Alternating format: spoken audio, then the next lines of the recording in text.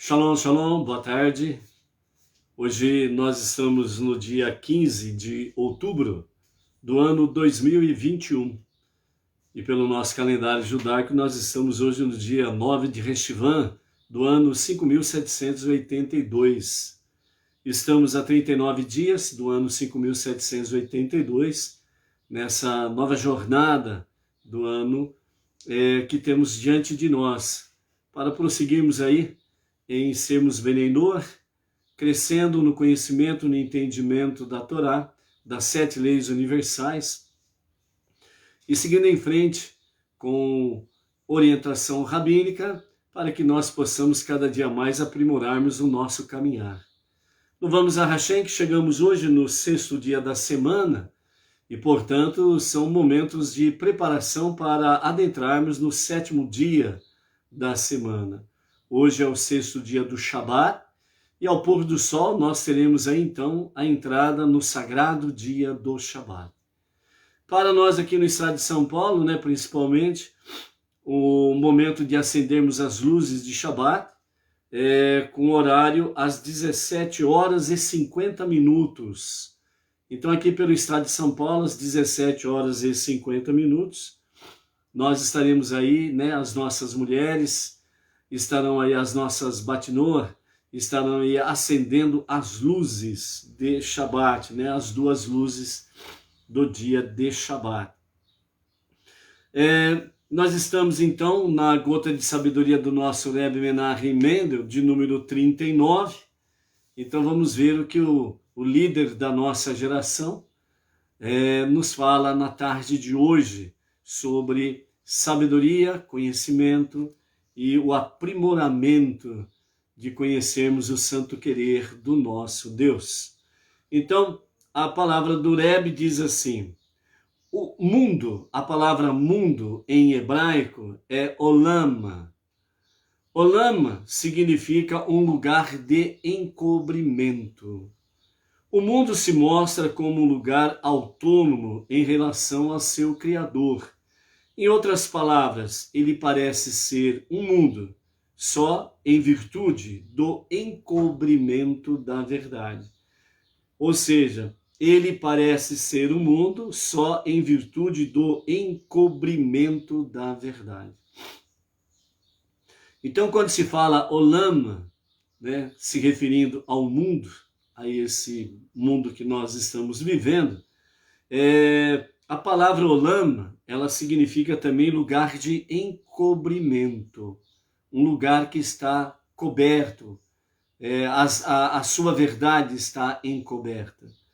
Então, o mundo do jeito que nós estamos vendo, ele parece que é autônomo em relação ao Criador.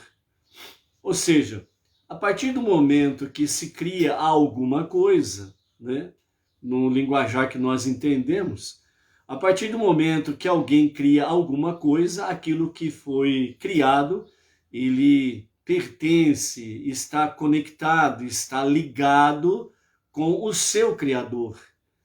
E aquilo que foi criado, ele não fica independente do seu Criador. E esta é uma realidade. Então aqui o Rebbe nos chama a atenção de que o mundo onde nós habitamos, este universo onde nós estamos, principalmente o nosso planeta Terra, parece que o planeta vive de uma forma ou sobrevive de uma forma em que não depende do seu Criador, E o mundo anda, as pessoas vão e voltam, vão para cima, vão para baixo, vão para a direita, vão para a esquerda, e parece que o mundo não tem nenhuma conexão com o Criador. Então o Rebbe diz que, na realidade, em outras palavras, para nós entendermos, o mundo que se mostra dessa forma, ele parece um mundo onde nós estamos, ele parece um mundo e parece desconectado do seu Criador. Então, o Rebbe diz que isto é uma questão devido a uma virtude do encobrimento da verdade.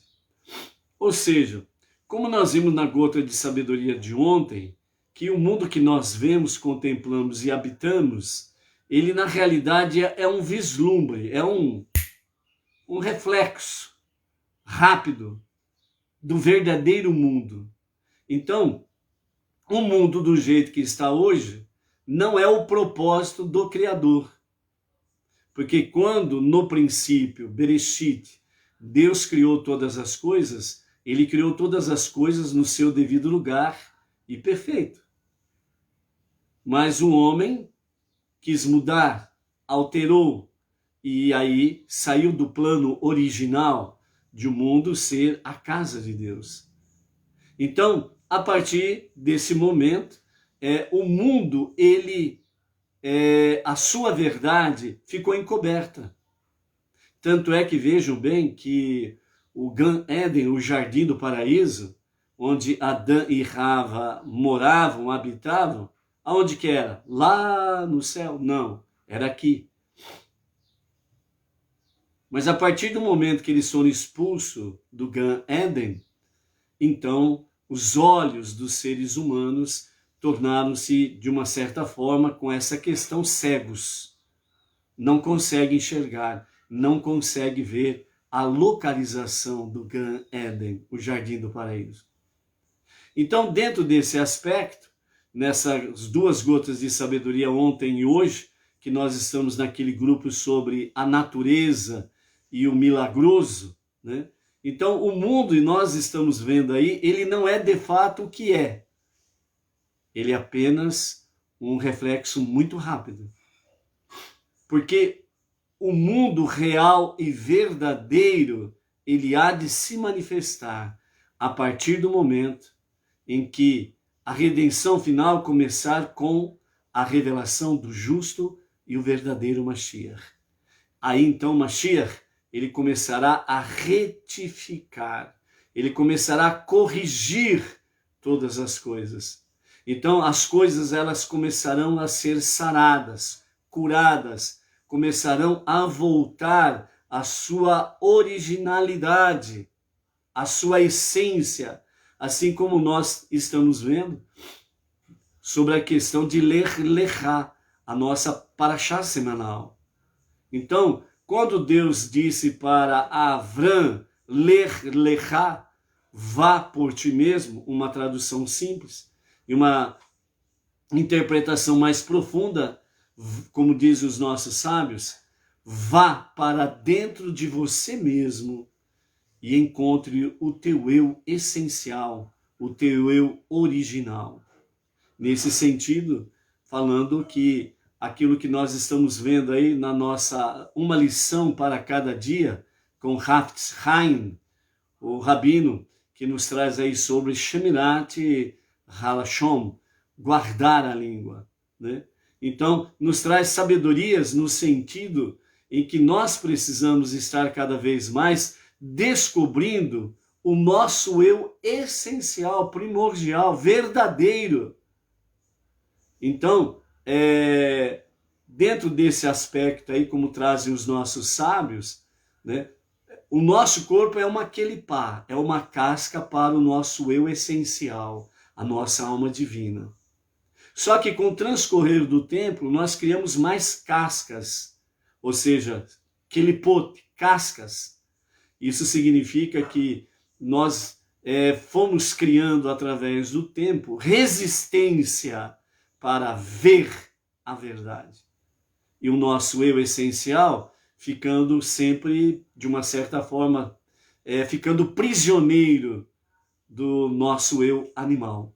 Então, por isso, Lech Lechá está nos chamando a atenção para irmos para dentro de nós mesmos e buscarmos o nosso eu essencial, aquela pessoa maravilhosa que Deus criou e colocou dentro dessa quelipá, esse corpo terreno.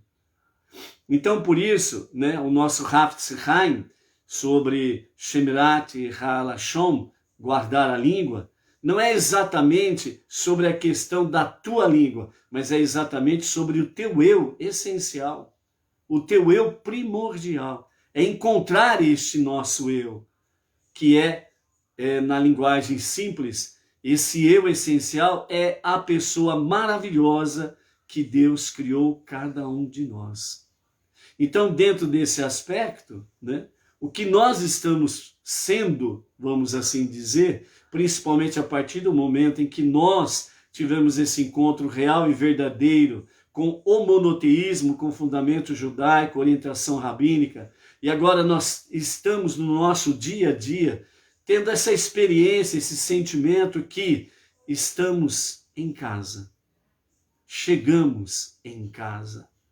E agora, pelos caminhos tortuosos que nós andamos, agora nós estamos aprimorando o nosso caminho. Nós estamos aprimorando o nosso viver, a nossa vida. E isso significa que as cascas vão caindo, as quelipote vão caindo. À medida que nos aproximamos mais da luz, mais o casca grossa sai fora. Se você continua com a sua casca grossa, significa que não está se aproximando adequadamente como deveria se aproximar de Deus. Então, nessa caminhada que vamos aperfeiçoando no nosso dia a dia, as cascas vão caindo e vai aparecendo cada vez mais a nossa alma divina, que é a pessoa maravilhosa que Deus criou cada um de nós. E nesse sentido, nós vamos fazer o quê? Nós vamos simplesmente fazendo com que o verdadeiro eu seja de fato aquele que aparece, a luz. E nesse aspecto, nesse sentido, nós temos aí diante de nós esta realidade do mundo. Nós estamos vendo o mundo, mas ele não é de fato como deveria ser. Ele não é de fato o mundo real que Deus criou no princípio e que está preparando a redenção final com Mashiach para voltar à sua originalidade. Assim como Deus quer que nós voltemos ao nosso eu original, a pessoa maravilhosa que Deus criou. Então, dentro desse aspecto, amado, o mundo que nós estamos olhando, ele não é de fato como deveria ser. Então, ele não é real, porque o mundo real é aquele que vai se manifestar como a verdade que procede da redenção final com Mashiach, e no final da redenção final, né, estaremos aí, então vendo toda a revelação real e verdadeira do nosso Deus. Nesse aspecto, o nosso caminhar é idêntico. Nós estamos indo para frente. Nós estamos indo na nossa jornada. As cascas vão caindo. Hoje, nós precisamos ser melhores do que ontem. Nós não podemos continuar no mesmo estilo que nós éramos ontem, dias atrás, semanas, meses, anos atrás. As cascas têm que cair. Elas precisam cair. E através do quê? As nossas preces diárias, a nossa techuvá diária para com Deus, sempre um retorno a Deus para o autêntico e verdadeiro, genuíno arrependimento. É estarmos estudando a Torá, as 7 leis universais, é estarmos cada vez mais nos aplicando com a Tzedakah e as dimensões que tem a Tzedakah. Então, dentro desse aspecto todo, o que Deus tem para nós e para este mundo é que as quelipote, as cascas, venham cair, para que cada vez mais o mundo real e verdadeiro apareça, para que a verdade realmente apareça e vá se estabelecendo e cada vez mais se tornando realidade. Por quê? Porque a mentira, ela perece. A verdade, ela sempre prevalece. Então, nesse aspecto, amado, é que nós estamos aí seguindo em frente. E que nós possamos aí, à tarde com a Torá, estarmos cada vez mais juntos, né? Estarmos aí fazendo essa jornada que Deus tem confiado a cada um de nós. Baruch Hashem? Ok, então é isso daí. Vejam bem, amados, dentro desse aspecto aí, indo um pouquinho mais profundo na história aí, os 6 dias da semana, não são realmente o que são. Quando chegamos em Shabat, o dia sagrado do Shabat, é aí que o mundo existe. Durante os 6 dias, na realidade, o mundo, ele não existe. O Shabat, ele vem e traz a verdade, a realidade. Então, o Shabat, ele faz com que a semana exista. O Shabat faz com que o mundo permaneça. O Shabat faz com que a conexão com Deus, ela continue forte para a revelação do justo e verdadeiro Mashiach, redenção final, para revelar o mundo real e verdadeiro que virá no fim da redenção com Mashiach. Onde? Onde o mundo, perdendo todas as suas cascas que ele pôde, então o mundo será transformado na verdade. Qual verdade? A casa de Deus, a moradia de Deus. Este é o mundo verdadeiro, porque ele vai permanecer eternamente. Então o Olam Rabá, né, é o mundo vindouro, mais conhecido como a vida eterna. Esta é a realidade. Então por isso o mundo vindouro, Olam Rabá, é onde definitivamente toda e qualquer sobra de Kelipot, de cascas, no final da redenção com Mashiach, serão totalmente o mundo, o universo e nós perderemos definitivamente todas as Kelipot, todas as cascas. E aí se revelará o verdadeiro mundo, a verdade que vai prevalecer e nós seremos de fato aquilo que Deus criou no princípio, né? Na forma simples, a pessoa maravilhosa que Deus criou cada um de nós. De forma mais profunda, a alma divina que vai prevalecer para sempre, porque o seu Criador é infinito e a nossa alma é infinita. Baruch Hashem. Vamos em frente. Louvamos a Hashem pelas vidas que estão aí conosco nessa tarde. Entre elas temos aí a Sandra Souza, temos a Luciana Rodrigues, a Inês Martins, a Sandra Souza, a Donária Carmo, o Josélio Tavares, o Luiz Ribeiro, Baruch Hashem, né? Se alguém eu não mencionei aí que está aí, dá um oi aí para a gente poder não passar em branco. Maria Luísa Freitas, Baruch Hashem, que mais? E também nós queremos aí, né, mandar a todos os amados, né? Quem que é eu?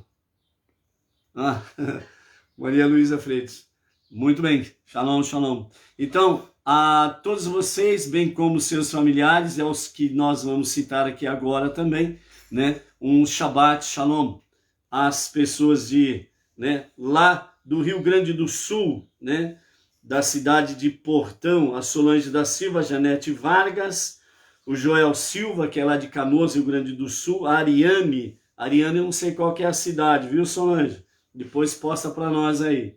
O Claudemir Messias, de Goiânia, a Marli Stael e o seu esposo Ananias, né, Vitória, Espírito Santo, a Donária Carmo, seu esposo José Luiz, lá de Lisboa, Portugal, a Elizabeth Lobo, também lá da cidade do Porto, Portugal, a Cibele Ludmila, também lá de Lisboa, o Anderson Herculano da Silva, de Campina Grande, Paraíba, a Sônia Maria da Costa Rica, Vanessa Soares Moreira, José Roberto Silva Beto, né, Itabaianinha, né, Distrito Federal, Marcos Henrique, Caldas Novas, Goiás, o Cícero Cardoso, Cajati, São Paulo, a Marcos Anselmo, de Copacabana, Rio de Janeiro, o Roberto de Freitas, olá, Roberto de Freitas, Baruch Hashem, Brasília, está aí presente também, Baruch Hashem. Elisane Ramos, a Neleci Soares, Lago da Pedra, Maranhão, o Elias Fernandes, lá de São Paulo, Maria da Costa, Calcaia, Ceará, o Rafael Miceli, São José dos Campos, interior de São Paulo, José Eugênio Ramos Silva, de Magé, Rio de Janeiro, a Tânia Castro, de Manaus, Amazonas, Aguinaldo Maraluz, a Osair Leal, Feira de Santana, Bahia, a Maria Isabel Gouveia, de Lucélia, interior de São Paulo, a Ana Lúcia Campos, do Rio de Janeiro, o Moisés Saraiva, de Santana, Amapá. Amapá, né, está aparecendo aí. Áurea Lisboa e o seu esposo Ivan, lá do Belém do Pará, estado do Pará, né, Baruch Hashem. Um Shabbat Shalom a cada um dos amados, juntamente com as suas famílias, os seus queridos, que seja um Shabbat maravilhoso, com as bênçãos divinas, sendo renovada em cada vida, em cada lar, em cada comunidade, ok? Hoje a nossa sexta, aliás, está no capítulo 15 de Bereshit, a partir do versículo 7 até o capítulo 17 e o verso 6. Nós temos aí a aliança entre as metades, né, que o Eterno e Moshe, o Eterno firmou essa aliança com Avram, né, ainda que é Avram, né, e daqui a pouco nós vamos ver a mudança do nome de Avram para Avraham, né, o nome gravado. Isso é muito importante que nós vamos ver aqui, né. Então nós temos aí, nessa nossa sexta aliá, pela graça bendita de Hashem, né, a Malu, lá de São Sebastião, lá do Brasília, né, Distrito Federal. Shalom, shalom, Malu. Então, a passagem fala da seguinte forma, com os comentários de Rashi, a aliança entre as metades. Contudo, Abrão tinha pedido a Deus um sinal referente à sua promessa de dar-lhe a terra de Israel.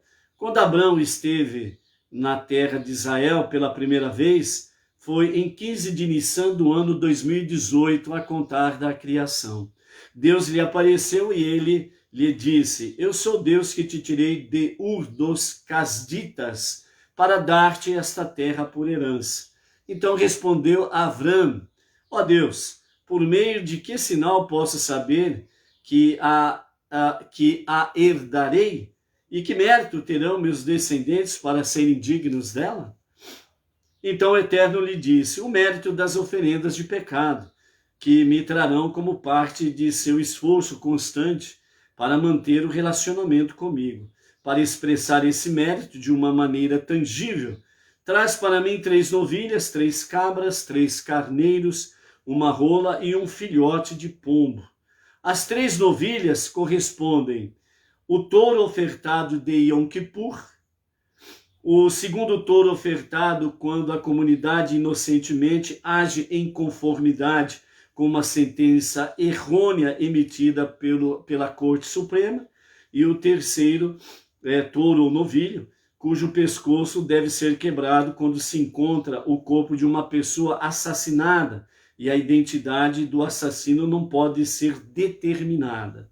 As 3 cabras correspondem: primeiro, o cabrito ofertado em Yom Kippur, o segundo cabrito ofertado em cada uma das festividades, e o terceiro, a cabrita ofertada como sacrifício de pecado pessoal, né? Aqui sobre as cabras, né, o rebanho de cabras. Então o primeiro cabrito é para Yom Kippur, o segundo cabrito é para a oferta de cada festividade, o terceiro é uma fêmea, é uma cabrita ofertada como sacrifício de pecado pessoal, né? Aqui nós estamos vendo mais uma vez, já no princípio, Deus já estabelecendo, né? A pessoa vai fazer um sacrifício pessoal por causa dos seus pecados, para perdão dos seus pecados. Então é feito a oferta com uma cabrita, portanto fêmea, né? E não macho, né? Como se fala e se propaga por aí, né? Que é o cordeiro que tira o pecado do mundo. Não é a cabrita, ok? Os 3 carneiros correspondem a: primeiro carneiro, ofertado quando o indivíduo comete certos tipos de delito; O segundo, carneiro ofertado quando o indivíduo pensa que pode ter cometido um delito punível por banimento. E o terceiro, cordeiro, um filhote de carneiro, ofertado como sacrifício. A rola e o filhote de pombo correspondem aos sacrifícios de pecados oferecidos de acordo com as posses da pessoa. Então tem gente que é muito pobre, não tem dinheiro para comprar um animal de porte maior, então compra a rola ou filhote de pombo, né, de acordo com as suas posses. O abate os animais e corta-os ao meio, então anda entre as metades, e eu mandarei um fogo para passar entre as metades. Isso indicará que me comprometo por uma aliança inviolável a dar a terra aos teus descendentes. Seguindo então as instruções, Avrão levou-lhe tudo isso, abateu os animais, cortou-os ao meio e colocou cada parte diante da outra. As aves, porém, ele não cortou ao meio. O tratamento diferente concedido aos animais e às aves mostrava que as nações gentias e os descendentes de Avrão teriam destinos diversos. Em imagens proféticas, as nações gentias são representadas por animais, enquanto a nação judia é simbolizada por aves. A divisão dos animais ao meio revelava, portanto, que os povos gentios, por fim, deixarão de existir como nações, e as aves deixadas intactas indicavam que o povo judeu sobreviverá igualmente intacto até o futuro messiânico, né? Então aqui nós vemos que nessa visão profética, o povo israelita vai permanecer íntegro, né, por toda a eternidade, e as nações deixarão de existir. Né? O que significa as nações deixarão de existir? As nações deixarão de existir dentro dessa configuração que nós conhecemos. Né? Como diz a profecia, de Jerusalém sairá a Torá para as nações, e as nações, a Torá, ela vai encher todas as nações como as águas cobrem o fundo do mar. Ou seja, a palavra da Torá, ela preencherá todas as nações. Então, de fato, as nações não existirão como nós conhecemos nesta configuração atual. Uma delas, por exemplo, é que as nações, elas não amam Israel, por exemplo, certo? Tem várias nações que você falar alguma coisa dentro do escopo judaico é sentença de morte, por exemplo, né? Então, por aí afora vai. Então, esta configuração das nações não existirá mais. É dentro disso, é nesse sentido que fala que as nações não existirão mais, ok? Continuando o verso 11, abutres desceram sobre as carcaças, mas Abrão os enxotou. Isso foi uma visão profética de que o rei David teria a aspiração de liquidar as nações gentias adversárias, mas isso não lhe seria permitido. Só um descendente de David, ou portanto Mashiach, será autorizado realmente vencer todas as nações. Então, quando o sol estava para se pôr, o sono profundo caiu sobre Avrão, e ele foi tomado por um pavor tenebroso e funesto, antevendo profeticamente os horrores do exílio que seus descendentes estavam destinados a viver. Então Deus disse a Avrão, explicando o seu pavor: sabe com certeza que teus descendentes serão estrangeiros em uma terra que não lhes pertence, e o povo os escravizará e oprimirá por 400 anos. Os sofrimentos do exílio os purificarão e refinarão de modo que poderão sentir e apreciar a santidade da terra prometida. Esses 400 anos, melhor dizendo, terão início logo que nascer o teu primeiro descendente, o teu filho. O caso específico é de Isaac, né? Pois mesmo agora em Canaã, és considerado um residente estrangeiro. Teu neto e os filhos dele, de fato, serão literalmente exilados em outro país. E exatamente 400 anos após o nascimento de teu filho, teus descendentes deixarão essa terra. O filho de Avram, Itzhak, nasceu no dia 15 de Nissan do ano 2048 a contar da criação. E o êxodo do Egito ocorreu exatamente 400 anos posterior, ou seja, 15 de Nissan do ano 2448 a contar da criação.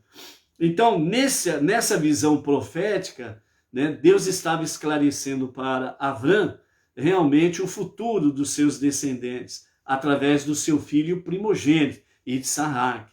Então, a partir do momento do nascimento de Itzhak, começou a contar os 400 anos proféticos que Deus revelou a Avram no sonho. Porque mesmo estando ali em Canaã, na realidade eles eram peregrinos, né? Porque a posse não tinha sido feita oficialmente, literalmente dizendo. Então, por isso fala nesse aspecto de 400 anos, ok? Então, quando eles deixarem essa terra, também julgarei a nação a qual servirão, por ter-os oprimido cruelmente. Eu a afligirei com 10 pragas debilitantes. Similarmente, no futuro messiânico, julgarei as nações que os tiverem oprimido nos outros exílios. Depois disso, eles sairão com grande riqueza. Então, toda a visão, todo o sonho que Avram teve foram concretizados posteriormente, né? Quanto a ti, não viverás para ver nada disso. Antes que tudo aconteça, te juntará a teus pais no além, em paz. Pois, como sabes, teu pai, Terah, já não é um idólatra e terá, portanto, lugar garantido no além. E será sepultado depois de atingir uma boa velhice, isto é, viverás para testemunhar a lealdade de teus filhos e netos aos teus ideais. De fato, Ismael, filho de Avram, com Agar, apesar de ter sido perverso durante grande parte de sua vida, arrependeu-se antes que o pai morresse. Do mesmo modo, Esav, neto de Avram, tornou-se perverso só após a morte do avô, né? Então, nessa promessa que Deus mostra, né, primeiramente a visão profética, seguido de promessas, né? Então Deus conforta Avram e que isso se tornará uma realidade, e todas as nações que oprimirem os seus descendentes serão devidamente julgados. E enquanto ele estiver com vida, Avram, ele não verá realmente coisas negativas relacionadas aí com os seus filhos. Por isso, né, assim como Ismael, Itzhak e o seu neto Esav permaneceram com uma integridade em que ele pôde ter paz, sentir paz e partiu em paz, né? Por isso que Rashi fala que Esav só se tornou perverso depois da morte do seu avô, né?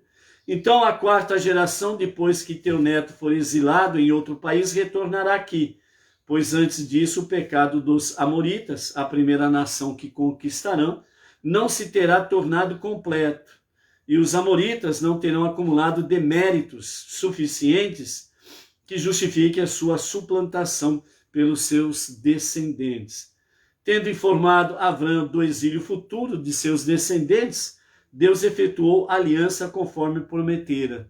O sol se pôs, ficou muito escuro, e eis que uma fornalha fumegante e uma tocha flamejante passaram entre esses pedaços dos animais, né? Nesse dia, depois de fazer a fornalha e a tocha passarem entre as metades dos animais, Deus estabeleceu uma aliança com Avram, dizendo: aos teus descendentes eu dei esta terra, do rio egípcio até o Eufrates, que por estar agora servindo como uma das fronteiras da terra prometida, pode ser denominado o Grande Rio. Essa terra prometida abrange os territórios dos quenitas, dos quenizitas, dos cadmonitas, que no futuro serão ocupados respectivamente pelos amonitas, moabitas e edomitas. Os hititas dos perizitas, parte do território atualmente ocupado pelos Refaim, né, os gigantes, o território dos Amoritas, Canaanitas, Girgashitas e os Jebuseus. Darei as últimas 7 terras aos teus descendentes, logo que retornarem do primeiro exílio. No futuro messiânico, eles possuirão as 3 primeiras terras. Em todo caso, só adquirirão propriedade legal da terra quando entrarem e a conquistarem, que aconteceu, né? Quando Moshe veio com o povo até ali a porta e depois Yehoshua, Josué, tomou literalmente posse da terra prometida, ok? Então nós vemos aí realmente essa questão da visão, do sonho, a questão profética, as revelações que Deus deu a Avram. E realmente, né, Avram, ele pôde viver dias de Shalom e partiu em Shalom, sem ver aqueles que deixariam de ser justos, né? O caso de tanto Ismael como Esav, e ele pôde ver aí realmente o seu filho, principalmente o seu primogênito Isaac, firme e seguindo em frente na jornada monoteísta, da qual ele, Avram, foi o fundador, né, desse movimento monoteísta, né? Então, ele pôde descansar em paz nesse sentido aí, ok? Outra coisa que nós queremos abordar aqui, né, nessa nossa, a nossa leitura de hoje, é mais ainda no aspecto sobre a questão em que Deus fala para Avram, que o seu nome não será mais Avram, mas ele será chamado de Avraham. Então, como nós temos ali no capítulo 17, principalmente ali os versículos 5 a 7, né, começando com o versículo 4, onde Deus diz a Avram, né, quanto a mim, eis a minha aliança contigo, serás pai de uma multidão de nações. Não te chamarás mais Avram, que significa o pai, isto é, governante de Aram. Conforme eu te disse anteriormente, inserirei a letra rei em teu nome, e assim teu nome será Avraham. Então o nome Avram, ele permanece, mas acrescentando a letra rei. Então Avram, Avraham. Então o rei foi acrescentado no nome, e isso significa que te fiz, diz o Eterno, pai de uma multidão, Ramon, ou seja, pai de muitas nações. Contudo, teu nome conservará a letra Reish, né? Avraham, continuará a letra Reish, que faz alusão a Aram, para indicar que tua transformação não afeta em nada a tua condição prévia de governante de Aram. Eu te farei extraordinariamente fecundo, ainda mais do que te prometi antes. Farei de ti muitas nações e reis descenderão de ti. Né? Então, o rabino Menahem Feldman, falando e comentando sobre essa questão aqui, da mudança do nome de Avram para Avraham, então ele diz, no seu estudo, ele diz assim, Deus decide mudar o nome de Avraham, o fundador do monoteísmo, cujo nome àquela altura era apenas Avram. A mudança irá elevar a marca e fazer a mensagem ser entendida, criando um movimento que mudará o curso da história. No sentido assim, simples, para compreensão tranquila. Enquanto ele era Avram, então a divulgação do monoteísmo era apenas no seu círculo, aonde ele estava e quem estava próximo a ele. Só que o potencial que Deus viu em Avram, e o que ele estava fazendo de fato, esse potencial que estava nele, Deus viu que era muito pouco para ser simplesmente Avram. pai local, o pai local, vamos falar assim, né? Sabemos aí sobre a questão de Arã. Mas o pai local, onde ele estava, ele era o paizão ali. Mas Deus viu que o seu potencial era muito mais e não poderia ficar limitado a uma pequena congregação, uma pequena parcela de povo. Então Deus simplesmente fez o quê? Ele então mudou o nome de Avram para Avraham, ou seja, o pai para o pai de muitas nações, ou o pai de muitos povos. Então, a partir do momento que o nome dele é mudado, vamos assim dizer, de Avram para Avraham, então o potencial de Avraham, a partir de então, ele começa a ir além das fronteiras. Ele começa a avançar além da própria história presente para se eternizar nas futuras gerações e por toda a eternidade. Então, isto Deus viu em Avram e não poderia deixar de realmente acrescentar a letra rei para que ele, o seu nome sendo mudado, pudesse a sua mensagem atingir não somente aqueles que estavam próximos a ele e posteriormente só o povo israelita, mas a sua mensagem poderia então alcançar todas as nações, todos os povos. Por isso, Avraham, o pai das multidões, o pai das nações, o pai de muitos povos, não somente do povo israelita, mas das nações também. Então, nesse sentido aí, é a mudança do nome de Avram para Avraham. Então, parece uma pequena alteração, né? Avram coloca a letrinha rei no meio e ali fica Avraham, né? Mas, de fato, é através de pequenas coisas que Deus começou a fazer coisas grandiosas e, principalmente, fazendo a sua marca ser para a eternidade. Então, essa é a marca de Avraham nos seus dias, posterior às suas gerações, e isso está repercutindo nos dias atuais e vai continuar por toda a eternidade. Essa simples mudança que Deus fez, que vai sendo eternizada. Então, a perguntinha simples, né? O que Deus está mudando na tua vida? Você já conseguiu discernir a pequena mudança que Deus tem feito na tua vida para que ela possa ser perpetuada? Certamente, Deus fez algo assim. Por isso nós estamos aqui, ok?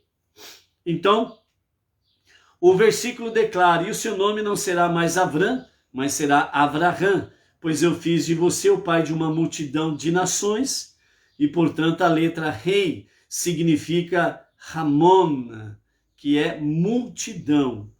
Rashi, ele comentando isso, também nos fala: a letra Reish, que estava em seu nome originalmente, denotava que ele era o pai apenas de Aram, que era seu local nativo, ao passo que agora, com a letra rei acrescentada, ele se torna então o pai.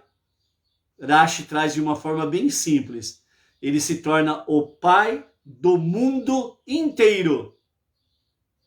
Então, você não judeu, ao falar Avraham Avinu, nosso pai Abraão, você está falando algo real, verdadeiro.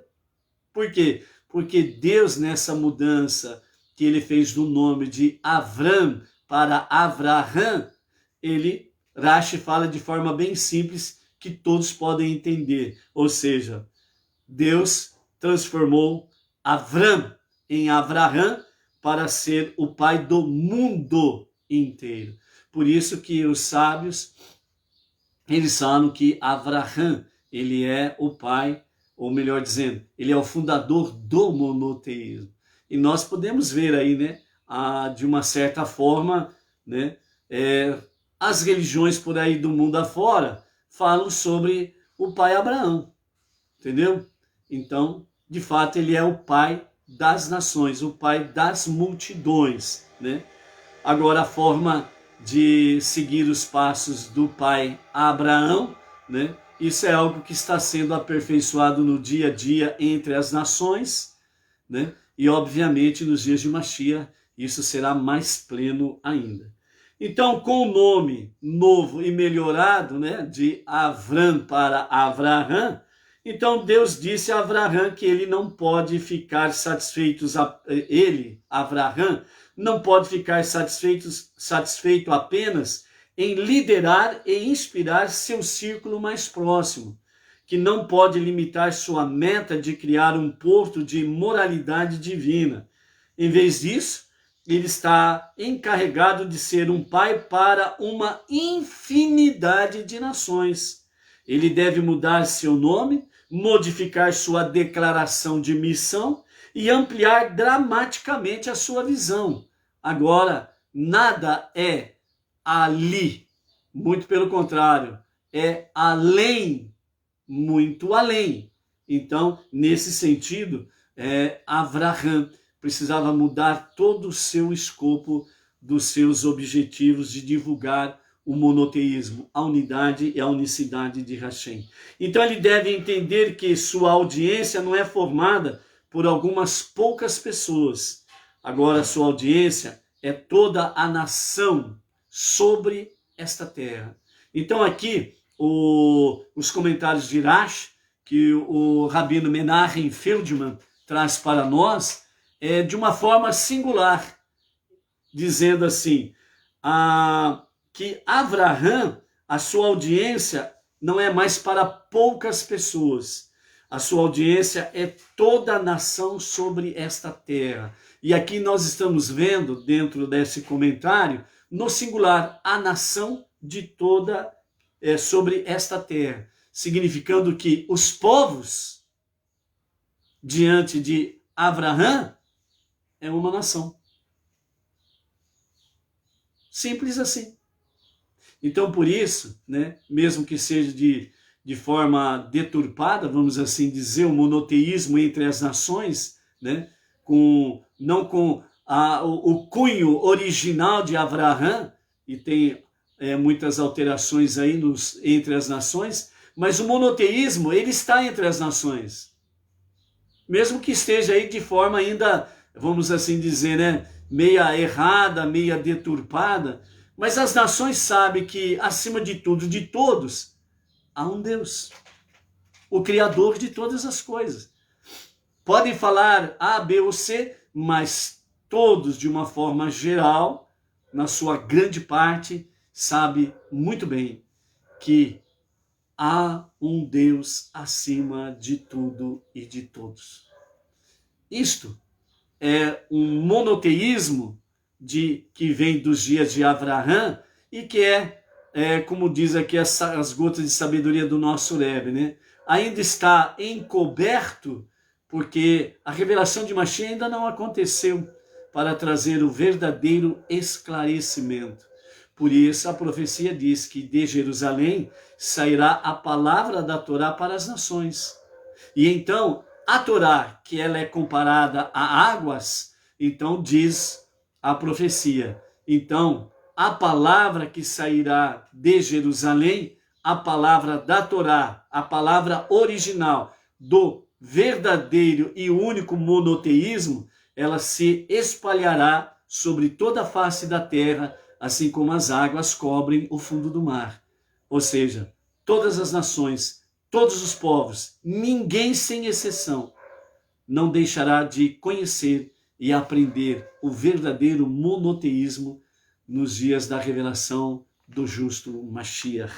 Ok? Então, Avraham deve ensinar seus filhos que todo aquele que deseja carregar a tocha, perpetuar seu legado, terá de seguir a mensagem incluída na letra Rei, que é exatamente o quê? Hamon. H-A-M-O-N. Hamon, que significa multidão. Ele ou ela são, ou seja, toda a terra. Voltou o sinal. Ai, meu Deus do céu.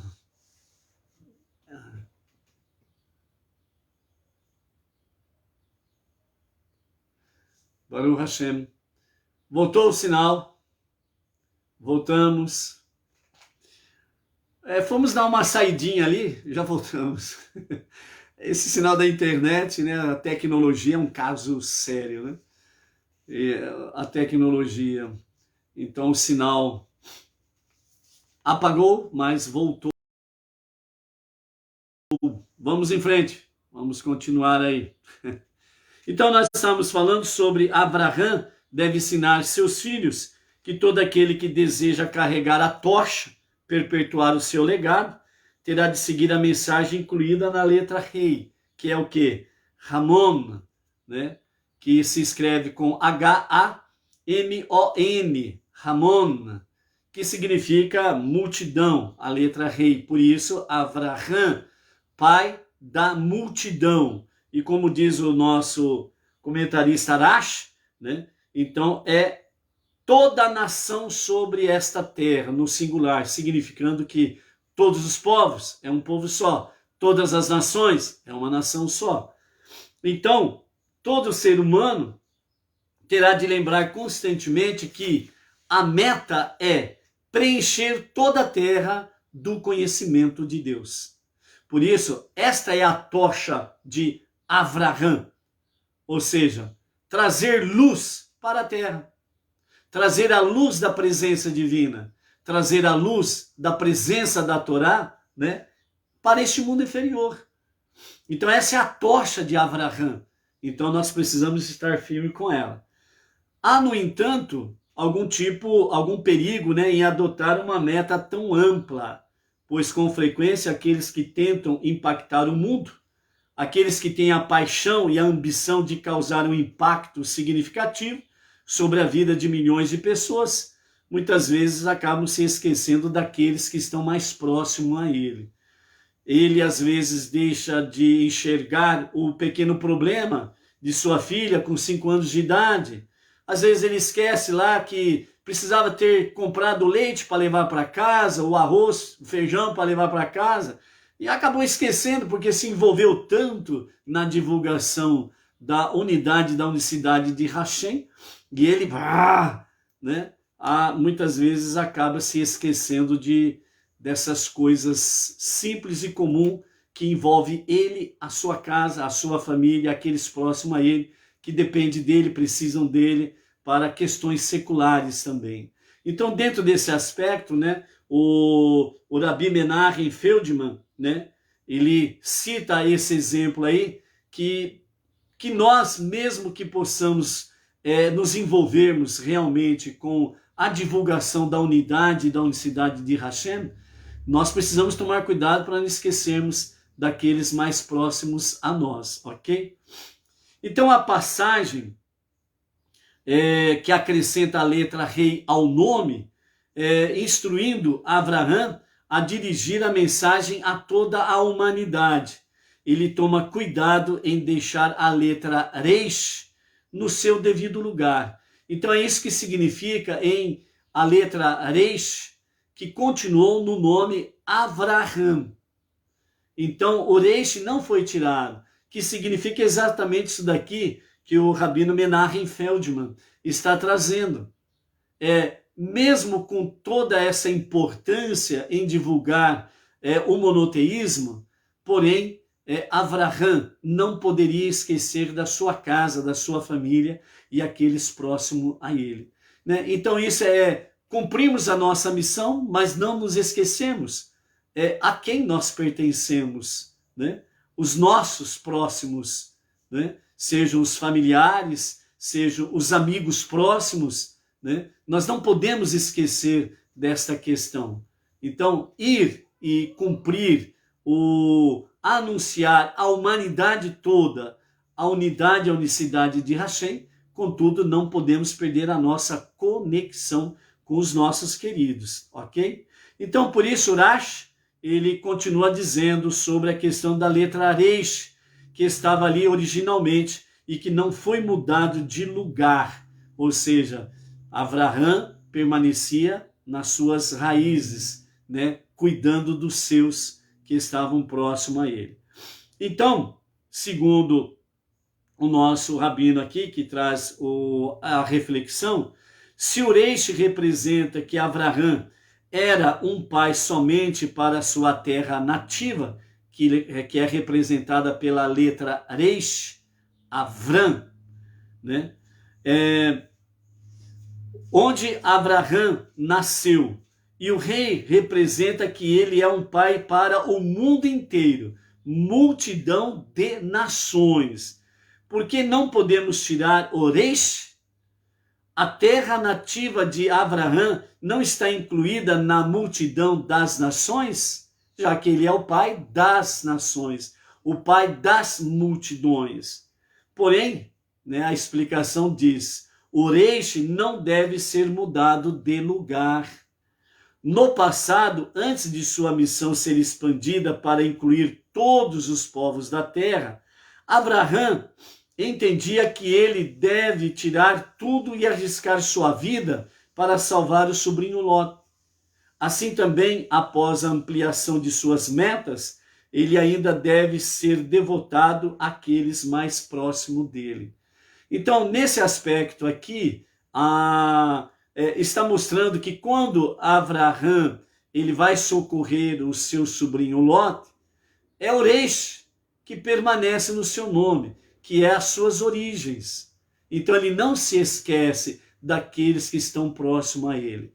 Isso significa que nós não podemos esquecer da nossa família. Não podemos esquecer dos nossos amigos mais próximos, que na nossa jornada de lá, do nosso ir e vir, né, nós não podemos esquecer deles. Nós precisamos sempre manter essa conexão, mesmo cumprindo a nossa missão de divulgar a unidade e a unicidade de Hashem. Então, talvez seja por isso que a Torá enfatiza que Avraham, em última análise, impacta toda a sua família. Mesmo depois que é forçado pela sua mulher Sara e por Deus a expulsar Agar, ele não se esquece dela. Por fim, ele consegue trazê-la de volta à sua família, casa novamente com ela e a leva de volta à crença em um único Deus. Portanto, assim, carregue a tocha de Avraham, saia e cause um profundo impacto sobre o mundo ao seu redor, mas nunca se esqueça daqueles que precisam de você, certo? Ou seja, nós não podemos construir um mundo particular e ficarmos dentro da nossa redoma, né? Como se usa muito nos termos de hoje, né? Não podemos criar uma bolha e ficar dentro dela e o resto que se dane, né? Nós, como diz aqui, Avraham, ele é o pai da nação, que representa todas as nações. Avraham, pai da multidão, que representa todos os povos. Ok? Então, esta é a mensagem que nós temos aqui para nós, para enfatizar nesta tarde de hoje. Ok? Então, a você, sua família, sua comunidade, uma boa preparação para a entrada do Shabat, não se esquecendo, aqui no estado de São Paulo, a partir das 17 horas e 47 minutos, é o horário do acendimento das luzes de Shabat, ok? Então vamos lá, amanhã, durante o dia de Shabat, nós estaremos aqui para a nossa porção, uma lição para cada dia, Shemirat HaLashon, guardar a língua, e também à tarde com a Torá. Shabbat Shalom, até amanhã.